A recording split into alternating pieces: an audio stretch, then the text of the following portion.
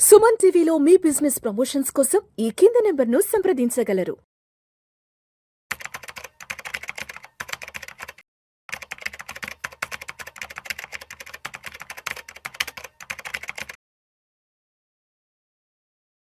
ప్రేక్షకులకి మీ రామచంద్రమూర్తి నమస్కారాలు. ఇవాళ ఈ వీడియోలో మనం ఆల్రెడీ మార్కెట్స్ ఇప్పుడు బాగా డౌన్ అయినాయి. 24, 25లో కానీ 25 నుంచి ఇప్పుడు 25, 2025, 26లో కొంచెం పెరుగుతున్నాయి. సో మ్యూచువల్ ఫండ్స్ కూడా లాస్ట్ ఇయర్ బాగా అండర్ పర్ఫార్మెన్స్ అయ్యింది. పెద్ద రిటర్న్స్ రాలేదు.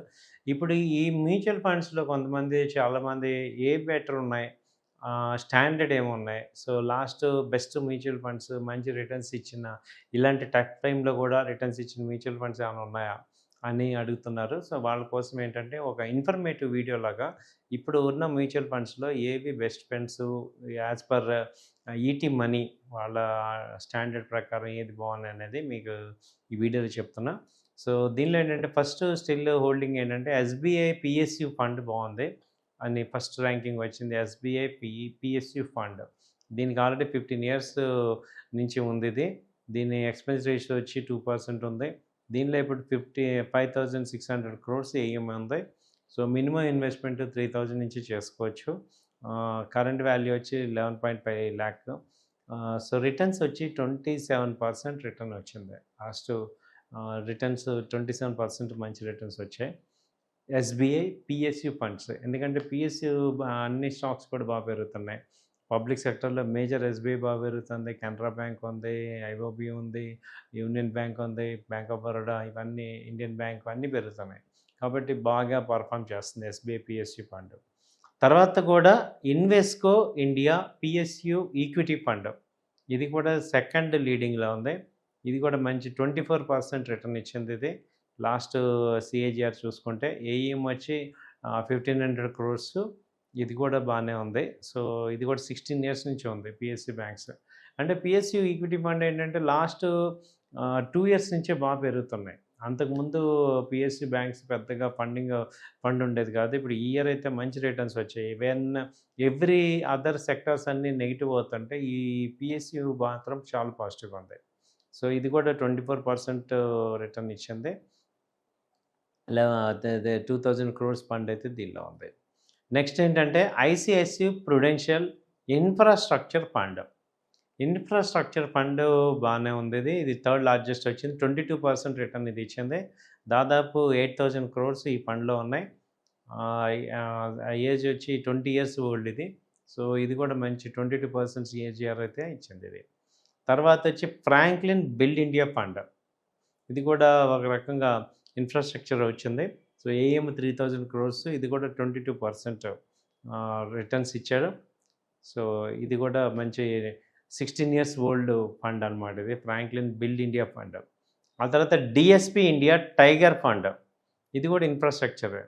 సో డిఎస్పి బ్లాక్ రాక్ వాళ్ళదే DSP India tiger fund. So ఇది కూడా దాదాపు 5,000 crores ఉంది. 21% రిటర్న్స్ ఇచ్చింది. తర్వాత Nippon India power and infra fund. So ఇప్పుడు చెప్తుంటే పైన 3 ఇన్ఫ్రాస్ట్రక్చరు, 2 పిఎస్యు బ్యాంక్స్, తర్వాత లీడింగ్ వచ్చి ఇన్ఫ్రాస్ట్రక్చర్ పెరుగుతున్నాయి. సో ఇన్ఫ్రాస్ట్రక్చర్ బాగా పెరుగుతుంది, గ్రోత్ 20% రిటర్న్ ఇచ్చాం. ఏఈఎం వచ్చి 6,000 crores ఏఈఎం ఉంది. ఇది కూడా రిటర్న్స్ 20% వచ్చింది. ఆ తర్వాత కూడా Canara Repco infrastructure fund, Canara bank, Repco, వీళ్ళ ఎయిమ్ కూడా 1,000 crores రఫ్గా ఉంది. ఇది కూడా 20 years నుంచి ఉంది. కరెంట్ వాల్యూ 20% రిటర్న్ వచ్చింది ఇయర్. తర్వాత bank of India credit risk fund. So ఇది కూడా అంతే 100 crores రీసెంట్గా స్టార్ట్ చేశారు. వీళ్ళు కూడా 19.5 crores, 19.5% రిటర్న్ ఇచ్చారు. సో 11 years నుంచి ఉంది ఈ ఫండ్. ఆ తర్వాత HDFC flexi cap fund, HDFC వాళ్ళది ఫ్లెక్సీ క్యాప్ ఉంది. ఇందులో దాదాపు 97,000 crores ఫండ్ ఉంది ఫ్లెక్సీ క్యాప్. సో దీనిలో ఏంటంటే 19% రిటర్న్ వచ్చింది. సో ఇది 30 years నుంచి ఉంది fund, 30 years old fund. So flexi cap అంటే ఏంటంటే మల్టీ క్యాప్, ఫ్లెక్సీ క్యాప్ ఏంటంటే ఏవి గ్రో అవుతుంటే వాటిలో మార్చుకోవడానికి ఛాన్స్ ఉంది, కాబట్టి నెక్స్ట్ వాళ్ళకి మంచి ఇది వచ్చింది. తర్వాత Motilal Oswal mid cap fund, ఇది కూడా 34,000 crores ఏఎం ఉంది.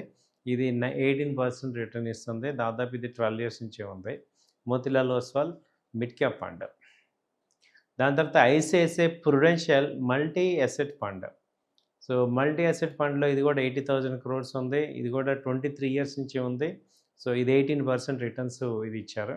సో మల్టీ అసెట్ ఫండ్ అంటే ఇప్పుడేంటి డైరెక్ట్‌గా లాంగ్ టర్మ్ ఫండ్ కానీ, మిడ్ క్యాప్ ఫండ్ కానీ, స్మాల్ క్యాప్ ఫండ్స్ కానీ రిటర్న్స్ ఇవ్వట్లేదు.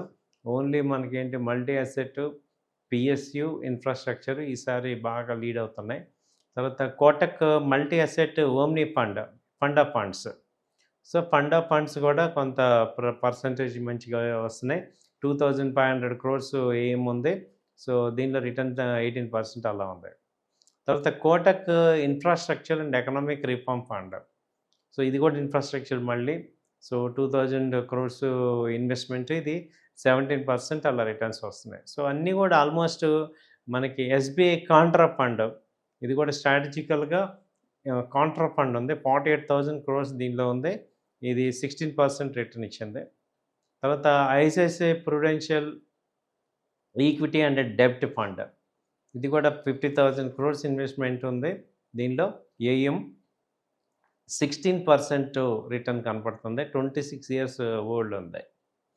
సో ఇది కూడా ఏంటంటే ఇది equity and debt fund. Equity debt fund కాంబినేషన్లో తీసుకుంటే 16%, డెట్ టు 10% ఇస్తుంది కాబట్టి 6% రిటర్న్ దీనిలో వచ్చింది. ఆ తర్వాత చూసుకుంటే ఎస్బీఐ హెల్త్ కేర్ ఫండ్ ఉంది. అది కూడా 16% రిటర్న్ వచ్చింది. ఏఎం 3,000 క్రోర్స్ ఉంది. సో 26 ఇయర్స్ ఓల్డ్ ఉంది ఇది. తర్వాత హెచ్డిఎఫ్సి బ్యాలెన్స్ అడ్వాంటేజ్ ఫండ్, ఇది కూడా 1,00,000 క్రోర్ ఉంది. 15% రిటర్న్ ఇచ్చింది. ఈ టఫ్ టైంలో కూడా రిటర్న్స్ 15% దాకా వచ్చాయి పర్ యానం. ఇందులో ఏంటంటే ఇది 25 ఇయర్స్ ఓల్డ్. సో నెక్స్ట్ వచ్చి యాక్సిస్ స్మాల్ క్యాప్ ఫండ్, దీనిలో 25,000 క్రోర్స్ ఉంది. ఇది 13% రిటర్న్ ఇచ్చింది. 12 ఇయర్స్ ఓల్డ్ నుంచి ఉంది.